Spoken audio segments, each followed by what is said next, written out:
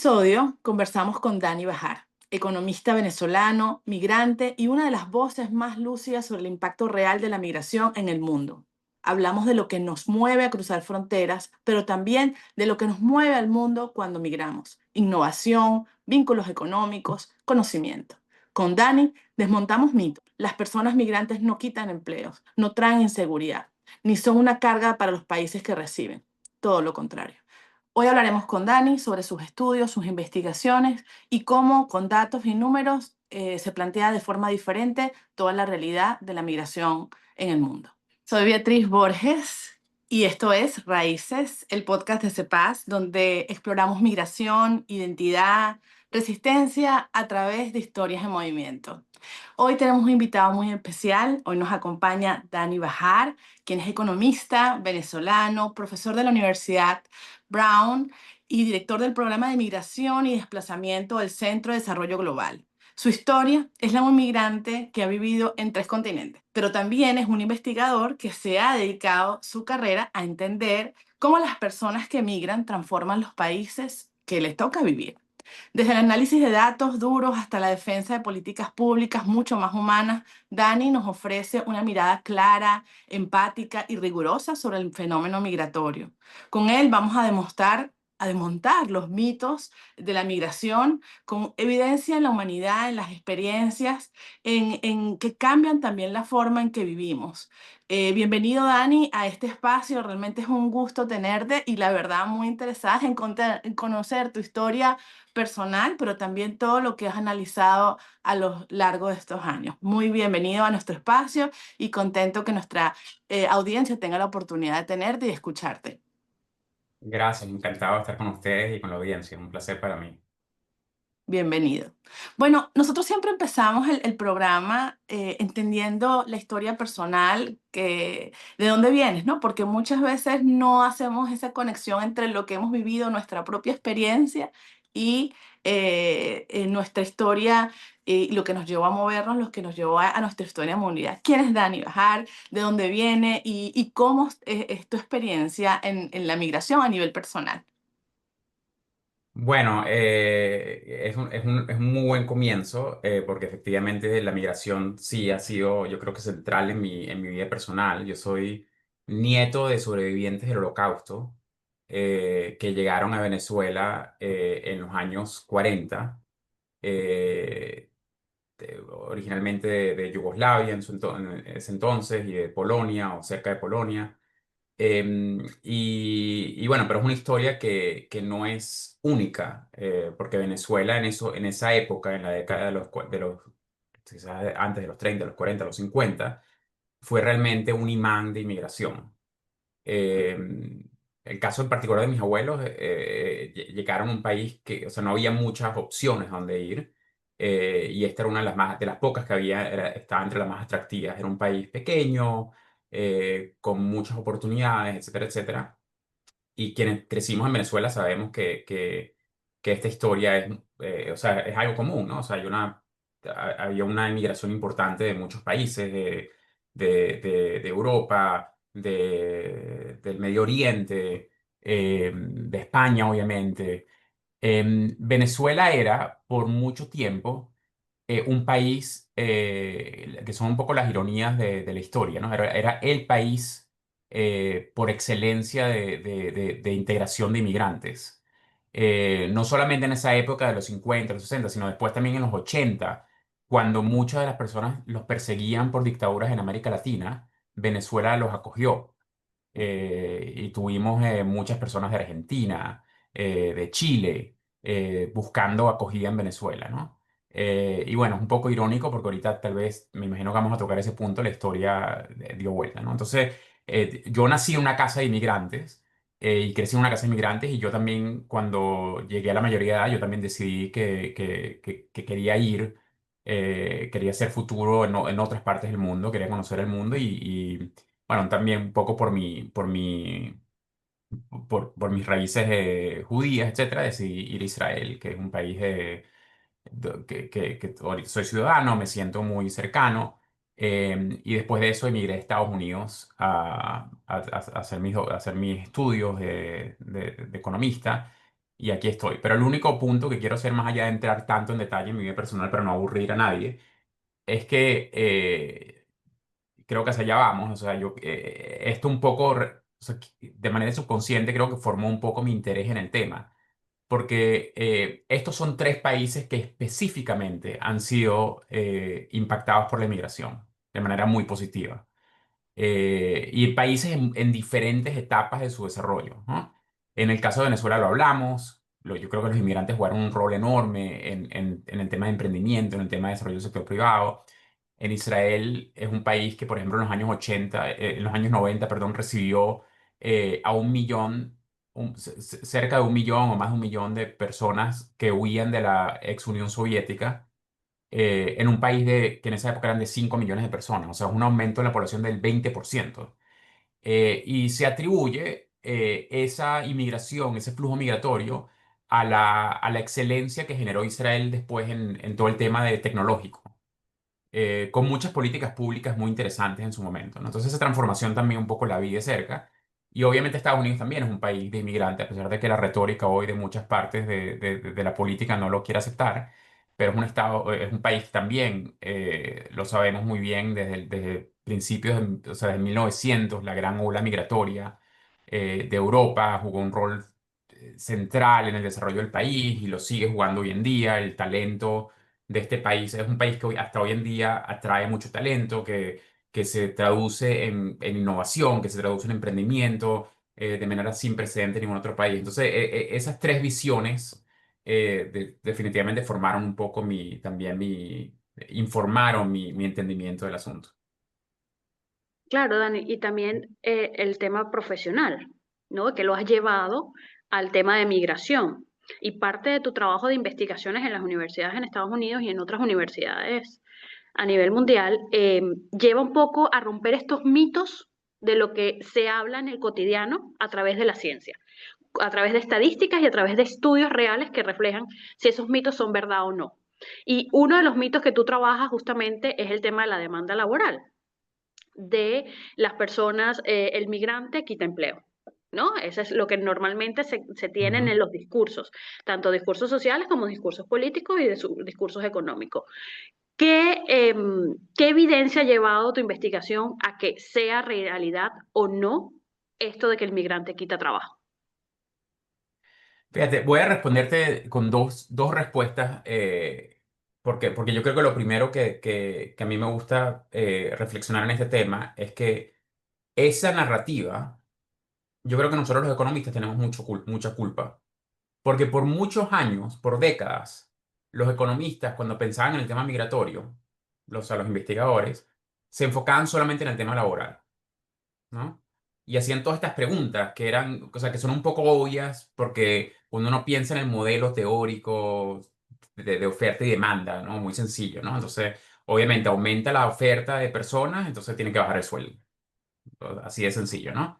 La economía es un poco más complicado que eso, ¿no? Porque todos somos diferentes, todos traemos diferentes talentos, diferentes enfoques. Entonces no es que si yo llego simplemente, si yo llego como ingeniero, le bajo el sueldo al médico, ¿no? O sea, de hecho puede ser lo contrario, que, o sea, los trabajadores se complementan entre ellos y voy a llegar ahí. Pero creo que el punto que quiero hacer es que en el tema migratorio, los investigadores por muchos años se enfocaron en esas preguntas laborales. Mientras que si tú piensas en otras preguntas o en otros temas que tienen que ver con flujos internacionales, por ejemplo, el tema del comercio internacional, el tema de la inversión extranjera, las preguntas eran mucho más diversas, ¿no? Cómo el comercio internacional ayuda a la especialización de diferentes industrias, cómo permite aumentar la productividad de los países. En el tema de inversión extranjera hay muchas preguntas sobre eh, qué sé yo, tipo de cambio, sobre o también productividad, cómo inversión extranjera puede ayudar a las firmas en un país a ser más productivas, que son preguntas esenciales para el crecimiento económico. Pero cuando la gente pensaba en migración, solamente se quedaba en este tema de si los migrantes aumentan o reducen el desempleo, si aumentan o reducen los sueldos. Y yo creo que algo muy interesante que ha pasado en los últimos 10 15 años en la academia, es que se ha visto una generación de investigadores. Yo me siento orgulloso como de contribuir un poco a ese grupo, de gente que está saliéndose de ese marco y como que haciendo preguntas que van mucho más allá. Porque algo tan importante como el flujo de personas, que una persona se mueve de un lugar A a un lugar B, tiene que tener mucho más consecuencias más allá del mercado laboral. Y efectivamente tiene consecuencias desde el punto de vista de innovación, de emprendimiento. Dijimos antes, los inmigrantes son emprendedores a mucho mayor proporción que la población en general. Es decir, pues en Estados Unidos, por ejemplo, el número es que 25% de los inmigrantes son emprendedores, mientras que en la población en general ese número es 15%. La explicación es muy sencilla. El acto de inmigrar o de emigrar es un acto de tomar riesgos. Ustedes son inmigrantes, ustedes lo saben. Y esa es es la cualidad más importante que necesita un emprendedor, tomar ese riesgo, ¿no? Entonces, por eso vemos todas estas dinámicas que van más allá del mercado laboral. Y por esa misma razón, porque hay todas estas dinámicas, esas ideas de que los inmigrantes quitan trabajo, que los inmigrantes reducen los sueldos, son muy fáciles de desmentir, a pesar de que, digamos, como un discurso político, son muy efectivas, pero cuando uno ve los datos, no se consigue evidencia de que los venezolanos, perdón, de que los inmigrantes en general, y los venezolanos, en el caso de la diáspora venezolana, eh, tienen ese efecto de reducir sueldos, de reducir desempleo. De hecho, se ve lo contrario. Y en una oración solamente, la razón por la cual se ve lo contrario es que la economía no es como una manzana que si te la comes tú, no me la puedo comer yo. La economía va creciendo. Y este crecimiento tiene que ver también con el talento que hay adentro, con la productividad que se genera. Y más inmigración generalmente aumenta esa productividad porque hay más creación de compañía. Hablamos del emprendimiento. Por cierto, estas compañías no tienen que ser Google y Amazon. Pueden ser una peluquería, puede ser un restaurante chiquitico. No tiene que ser eh, ciencia nuclear para ser un emprendedor exitoso. Estas cosas generan empleo. Y también, lo último que quiero decir, como decía antes, las interacciones en la economía son mucho más complicadas de lo que nos puede ofrecer un modelo teórico, ¿no? Yo creo que hay una frase que me encanta que dice que en teoría, la teoría y la práctica es la misma, pero en la práctica no. Y el modelo teórico nos dice, como dijimos antes, que bueno, viene una persona y aumenta la oferta laboral, entonces tienen que bajar los sueldos. Pero no, la realidad es que un médico no puede ser médico sin la enfermera o el enfermero. Y el enfermero no puede ser enfermero sin el conductor del taxi que lo pueda llevar al trabajo. Y el conductor del taxi no puede hacer su trabajo sin el cocinero que le prepara el almuerzo, ¿no? Entonces, esto es un ecosistema donde los trabajadores somos complementarios, no sustitutos los unos con los otros. Y esa complementariedad lo que hace, de hecho, es aumentar la productividad de los demás y por ende aumentar los sueldos. Y por eso es que, a pesar de que ese discurso está entre los políticos, de que los inmigrantes bajan los sueldos, quitan los trabajos, lo que vemos empíricamente en la mayoría de los casos, y esta es una pregunta que se han hecho cientos de veces en cientos de países, etcétera, es que esa evidencia no está clara, que no hay claramente un efecto negativo y de hecho a veces hay un efecto positivo en los sueldos de los demás. Y fíjate en esto de desmontar los mitos, Dani. Digamos, el tema económico y laboral es uno de ellos. Pero sobre todo hay uno que vemos que está afectando mucho la narrativa y las decisiones políticas, que es el tema de seguridad. Y muchos países asumen la migración con este tema de securitista. Y bueno, en términos de derechos humanos, allí hay muchas situaciones que pues no las garantizan y no los respetan. Pero definitivamente en las narrativas también hay esta visión de seguridad versus derechos. ¿Qué mitos has encontrado tú en tus investigaciones sobre el tema de que los migrantes traen más desorden, traen más criminalidad y las sociedades se complejizan en términos de seguridad y criminalidad cuando llega población migrante? Bueno, yo creo que hay dos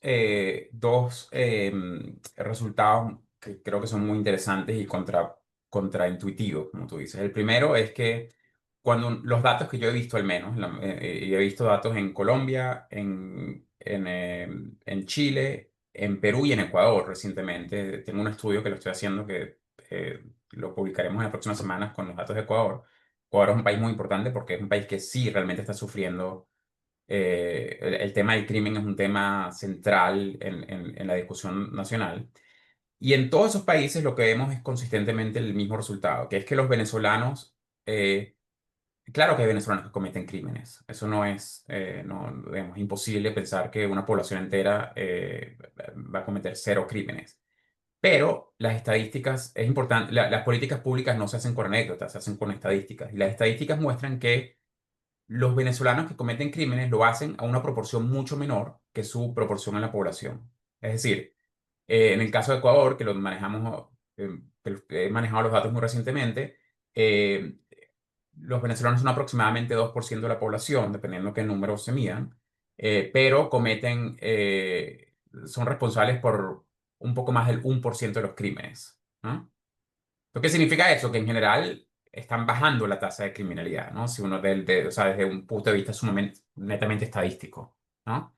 Em, entonces eso es importante, pero más importante también es entender un poco qué hay detrás de estos crímenes.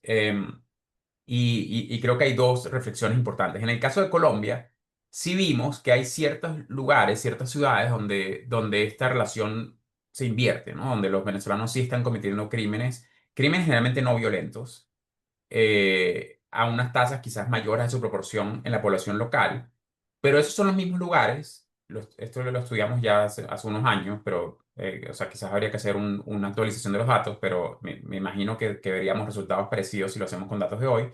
Esos son los mismos lugares donde los venezolanos están sumamente rezagados en los mercados laborales con respecto a sus pares colombianos en esas ciudades. Es decir, que sus tasas de desempleo son mucho mayores que las tasas de desempleo local. Entonces, digamos, yo creo que no hay tal cosa como un mal inmigrante, lo que hay es malas políticas de integración, ¿no?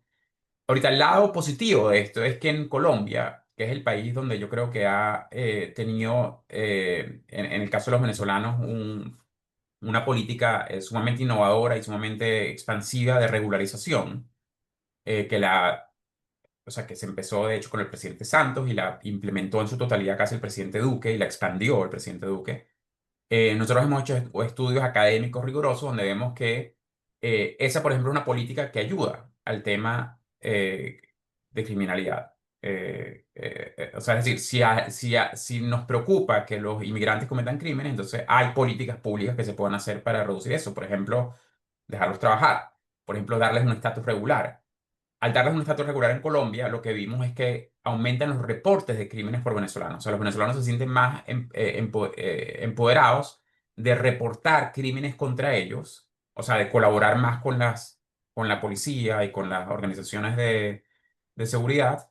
Y sobre todo vimos este resultado que me pareció muy bonito, que lo vimos particularmente concentrado en mujeres. O sea, una historia un poco de empoderamiento femenino. Mujeres reportando más, mujeres que se regularizan, venezolanas, reportando más crímenes, sobre todo crímenes de violencia doméstica o crímenes sexuales.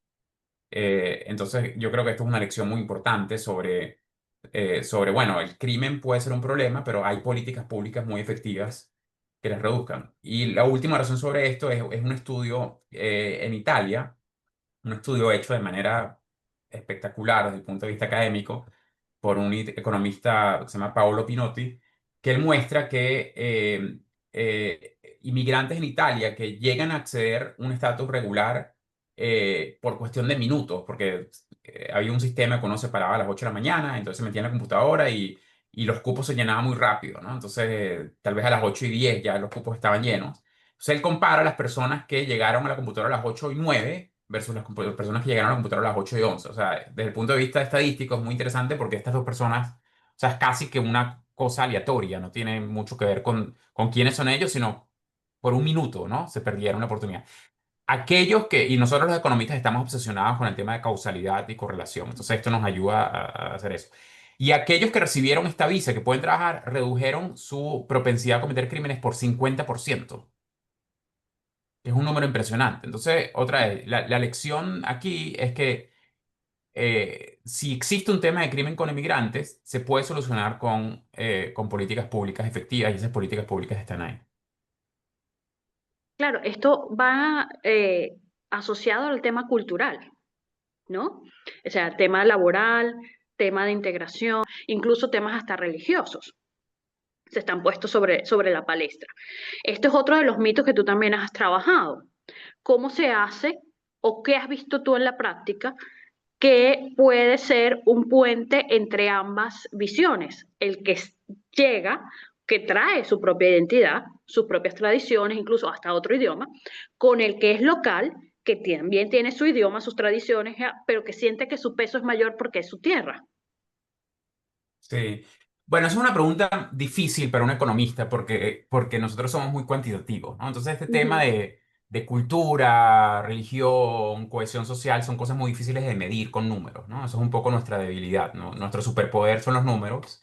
Entonces, por eso nos es fácil hablar de temas como integración laboral, sueldos, ocupación, etcétera. Pero con el tema cultural es un poco más difícil. Entonces yo lo que diría ahí es un poco más de lo que concluíamos también en la sección anterior, ¿no? Que es las políticas de integración que tiene la potestad de un Estado tener, yo creo que solucionan o pueden llegar a reducir muchas de las preocupaciones que tienen, o sea, en las preferencias de la población local, que son válidas, digamos, en general. O sea, yo pienso que, por ejemplo, en Estados Unidos, la gente estaba preocupada, con razón o sin razón, por los cruces fronterizos que ocurrieron en los años 2023, 2022, los cruces de más de 2 millones de personas cada año. Más allá de si eso es algo bueno o malo, que pues, lo podemos discutir, efectivamente jugó un rol central esa sensación de miedo que no sé si era genuina o le inyectaron eh, el candidato que hoy en día es presidente, Trump en particular, ya sea genuina o no, eso jugó un rol. Entonces, esta sensación de la gente creo que es importante tomarla en cuenta, pero es mucho más difícil de medir. Pero nosotros, por ejemplo, hemos trabajado mucho en hacer un trabajo de compilación y de análisis en un estudio que vamos a sacar próximamente de las diferentes políticas de integración que existen y qué tan efectivas son, sobre todo desde el punto de vista de integración laboral, ¿no? Desde el punto de vista de cohesión social. Y yo creo que una vez que entendamos ese mensaje de que no hay tal cosa como inmigrantes buenos o malos, sino políticas de integración que pueden ayudar o sea, que pueden ser ganar-ganar, yo creo que toda esta discusión sobre las diferentes tipos de políticas entran en juego. Entonces, no tenemos que entrar muchas de ellas en detalle, pero, por ejemplo, hay temas de cursos de aprender el idioma que tienden a ser muy efectivos en temas laborales, pero también en temas de cohesión social, en temas de generar redes. Em, También, por ejemplo, está el tema de hoy en día algo que no tenemos mucha evidencia, pero es muy interesante el tema de los private sponsorships, o sea, de que la gente, o sea, que en vez de que el Estado o que el gobierno reciba a los refugiados y les dé acogida de alguna manera, que lo hagan los individuos de manera privada. Es algo que en Canadá lo tienen haciendo mucho tiempo, es algo que trataron de hacer en Estados Unidos con ucranianos, en Alemania también lo han hecho. Yo creo que esa interacción más con los locales también ayudan al tema de cohesión social. Entonces, bueno, otra vez volvemos a lo mismo. Las políticas públicas que se pongan, yo creo que influyen mucho sobre la evolución de la evolución y de las dinámicas, muchas de esas cosas que las personas tienen miedo, y las políticas tienen mucha influencia en ellas, en esas dinámicas. Dani, nos decías que el superpoder de los economistas son los números. Y bueno, tú has elaborado bastante investigación numérica sobre el fenómeno de la migración. Si tú nos pudieras decir una cosa que te hayan demostrado esos números de estas narrativas negativas que la población migrante podría manejar a su favor como este aspecto positivo de la migración, ¿cuál sería? ¿Qué te dicen de forma contundente los números que se cree erróneamente y que tenemos que cambiar en las narrativas? Bueno, eso es una muy buena pregunta y te voy a hablar un poco con su permiso, un poco de mi propia investigación, que es la que más, obviamente, más me emociona. Y aquí volvemos un poco a lo que hablábamos antes de esta nueva etapa en cómo los economistas están estudiando la inmigración y otras maneras de ver los efectos más allá de los mercados laborales. Y una cosa que durante mi doctorado yo me sentí tenía mucha curiosidad, yo creo que es la pregunta más importante que tienen los economistas, que es cómo los países crecen, porque hay países ricos y países pobres. Una pregunta que suena un poco sencilla, pero es una pregunta muy profunda. O sea, ¿por qué hay países que se hacen ricos y hay países que no? Y claro que hay mucha gente que tiene muchas explicaciones y hay gente que dirá, bueno, es por la cultura y otros dirán es porque no hay suficiente inversión y otros dirán porque no hay buenas instituciones, hay mil preguntas, ¿no? Pero yo me quise enfocar en una en particular que es la que explica la mayoría de estos episodios de crecimiento, que es la productividad. La productividad básicamente eh, es la capacidad nuestra como individuos y como países y como compañías o como lo quieras ver, de hacer más con los mismos recursos. Es decir, con la misma computadora y con la misma mesa y con la misma silla, ¿quién puede escribir más rápido? ¿No? Por decirlo así. La persona que puede escribir más rápido, la misma calidad, digamos, es más productiva que la otra, ¿no? Esta productividad explica la mayoría del crecimiento económico de los países. O sea, hay países mucho más productivos que pueden hacer mucho más, trabajadores por alguna razón hacen mucho más en una hora de trabajo o máquinas, o sea, gracias a las máquinas que tienen, gracias a muchas cosas. Pero parte de entender esta productividad, y aquí me vuelvo al tema migratorio, una manera de quizás de redefinir esta productividad es tener el conocimiento de hacer más con los mismos recursos, ¿no? Saber cómo hacerlo, porque al final de cuentas, nosotros aprendemos mucho en nuestra trayectoria laboral, cosas que nos hacen más productivos. Eh, ¿No? O sea, digamos, el primer día que nos montamos, que usamos una computadora, poco a poco nos hicimos mucho más expertos usándola y escribiendo en el teclado mucho más rápido, etcétera, etcétera. Entonces, es un poco el conocimiento. Y muchas veces este conocimiento es conocimiento tácito. Es decir, es un conocimiento que no lo podemos leer en un libro y de repente ya lo tengo, ¿no? O sea, cómo escribir en el teclado más rápido es algo que nos toca práctica. Y es tan difícil aprender esto, es tan difícil pasar este conocimiento, que esa quizás es una buena explicación de por qué los países son pobres y países son ricos, porque no pueden acceder a este conocimiento tan fácilmente. En ese sentido, mi gran pregunta, y con esto sé que me expandí, pero un poco me cierro con esto, es, bueno, si este conocimiento es tan difícil de transmitir, es obvio que cuando se mueven los cerebros de un lugar a otro, tienen que traer ese conocimiento con ellos. Y entonces, cuando vemos olas migratorias en el mundo, esas olas migratorias de alguna manera se tienen que convertir en mayor productividad en los países donde llegan, específicamente quizás en las industrias donde estos inmigrantes saben hacer cosas. Y uno de los estudios más divertidos que yo he hecho es un estudio sobre Yugoslavia, si me permiten, se los cuento en un minuto, donde nosotros estudiamos un poco esta idea, ¿no? Y otra vez, como dije, nosotros los economistas somos súper obsesionados entre causalidad y correlación. Entonces, este episodio nos permitía establecer esta relación de manera causal, porque lo que ocurrió en los años 90, para los que quizás no se acuerdan, es que hubo un éxodo de refugiados de Yugoslavia por una guerra civil muy violenta, muy sangrienta, y una cantidad importante de yugoslavos, en su mayoría bosnios, pero en general también de Croacia y Serbia, terminaron yéndose a Alemania como refugiados. Y Alemania les da un estatus temporal que les permite trabajar en Alemania, pero después, es un estatus que después de cierto tiempo, una vez que cesa el conflicto en Yugoslavia o en en los países que emergieron de Yugoslavia en ese momento, se les acaba esa visa y muchos de ellos vuelven, ¿no? Vuelven de manera, entre comillas, forzada, o sea, se les acaba la visa y tienen que volver. Entonces eso nos permite un poco estudiar qué pasa en los países yugoslavos desde el punto de vista de la economía cuando tienen este flujo de vuelta de personas que pasaron tiempo en Alemania trabajando en industrias quizás con mayor productividad, que con mejores conocimientos, etcétera. Y vemos efectivamente que Yugoslavia, los países yugoslavos, me refiero a Croacia, Serbia, etcétera, se vuelven mucho más productivos en productos que estos mismos inmigrantes estaban, o industrias que estos mismos inmigrantes estaban activos laboralmente en Alemania. Es decir, estos inmigrantes fueron a Alemania, pasaron un tiempo ahí, se expusieron a tecnologías diferentes, a nuevas tecnologías, a mejores prácticas en sus industrias, en sus ocupaciones, vuelven y ese conocimiento se traduce en mayor productividad en sus países de origen.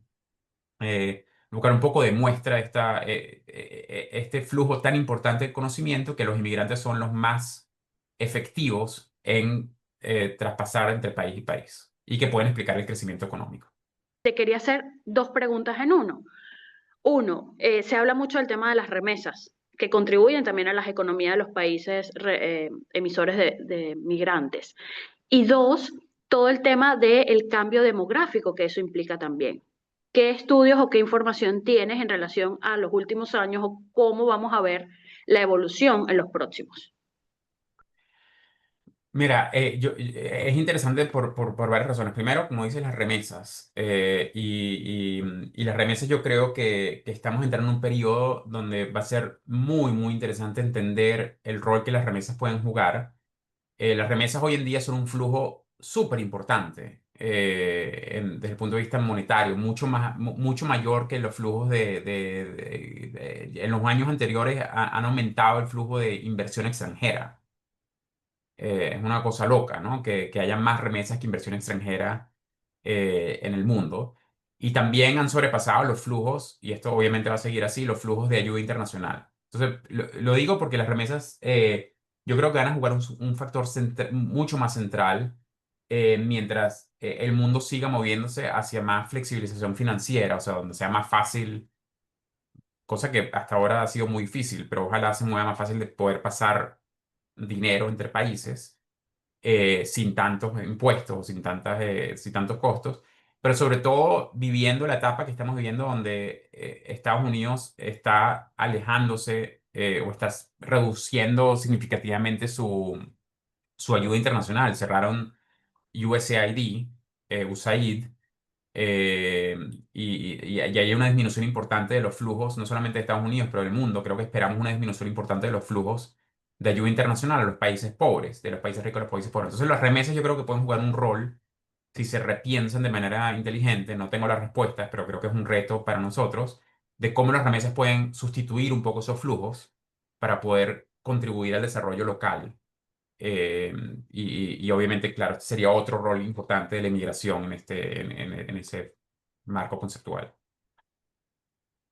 Fíjate, Dani, estamos llegando ya al final del programa, pero sí quisiéramos saber en esto que escogiste como, bueno, que te afectó a nivel personal, familiar, pero que además escogiste como profesión de vida, ¿qué te sostiene? ¿Qué te sostiene para levantar esta data, para contar la migración desde una forma más digna, más humana y justamente ir en contracorriente de lo que es la narrativa común y derribar estos mitos que hacen que justamente nos repensemos la migración, no desde lo negativo, no desde de la afectación? Que trauma países, sino que viene a contribuir a la diversidad, al crecimiento, a la productividad. ¿Qué te sostiene en ese trabajo? Yo creo que dos cosas. La primera es, o sea, es un poco bastante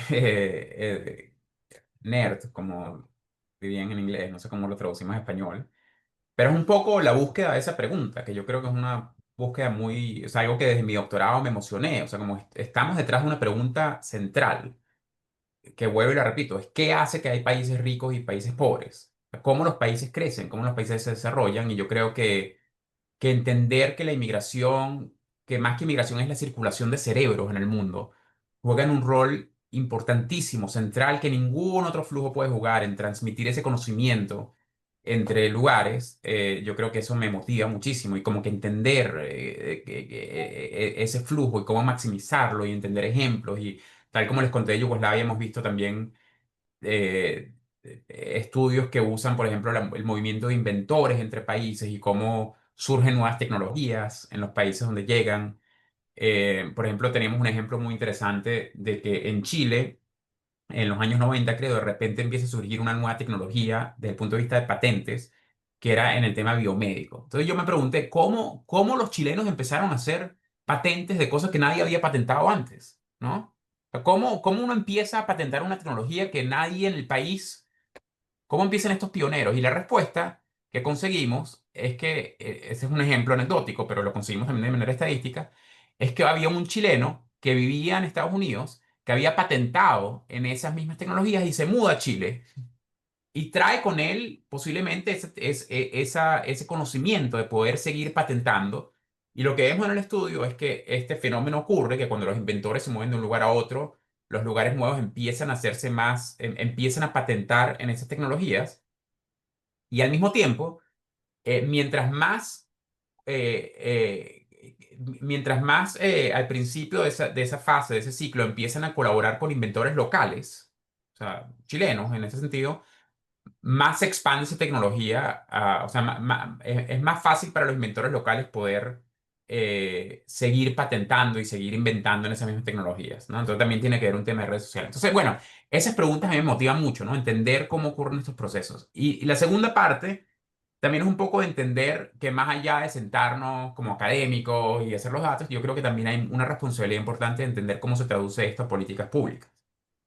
En la Universidad de Brown yo enseño un curso que se llama Traduciendo evidencia a política, ¿no?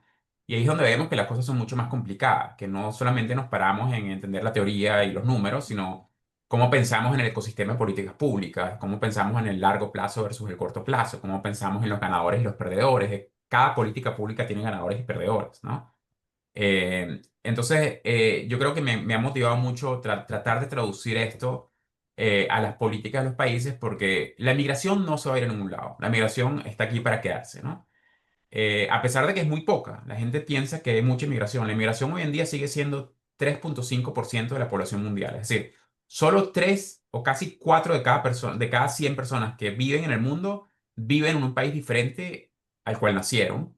Y este número se ha mantenido igual por décadas, ¿no? A diferencia del comercio internacional, que ha aumentado exponencialmente, a diferencia de la inversión. O sea, todavía somos muy pocos inmigrantes en el mundo. Claro, en cada país es diferente, pero a nivel global somos muy pocos.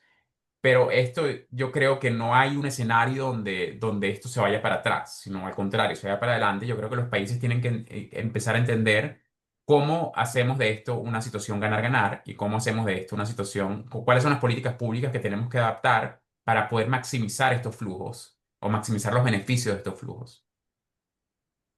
Sí, bueno, ya estamos cerrando el episodio de hoy y siempre cerramos con una pregunta, que es una pregunta personal y a ver si lo puedes resumir en una sola frase, que es, ¿qué significa para ti tus raíces? Es mi identidad. Es mi identidad. Todos los días yo pienso que quien soy, quien le transmito a mis hijos, viene de donde crecí, de donde nací, de la historia de mi familia. Y yo creo que esta parte en general de que somos a grandes rasgos nómadas en el mundo, que somos parte de una humanidad, yo creo que eso es una parte central de mi identidad y lo que le quiero transmitir a mis hijos. Gracias, Dani, por participar en este espacio y por usar el superpoder de los números para Ujú. contar las historias con claridad, con rigor y sobre todo con empatía. Y bueno, gracias a todos quienes nos escucharon hoy con nuestro invitado y si este episodio te movió y te enseñó algo nuevo, te dio herramientas para cuestionar justamente las narrativas, para pensar en esos mitos que abordan la migración, te animamos a compartirlos, una forma de contribuir justamente a este cambio y a esta mirada más positiva de ver el proceso de movilidad. También puedes compartirlo con alguien, pueden seguirnos en Spotify, en Amazon o en Apple, donde puedes escuchar o donde tú escuches tu podcast. Y por supuesto, dejar una reseña, dejar un comentario, siempre nos ayuda a crecer. En nuestra cuenta @cepaz o piso cepaz encontrarás más contenido y formas de apoyar este proyecto. También bienvenidas a aquellas donaciones que pueden hacer a través de cepaz.org y por supuesto para que Raíz siga sembrando comunidad. Les damos las gracias a todos por habernos escuchado. Dani, un placer tenerte. Hasta la próxima. Encantado de estar con ustedes. Gracias.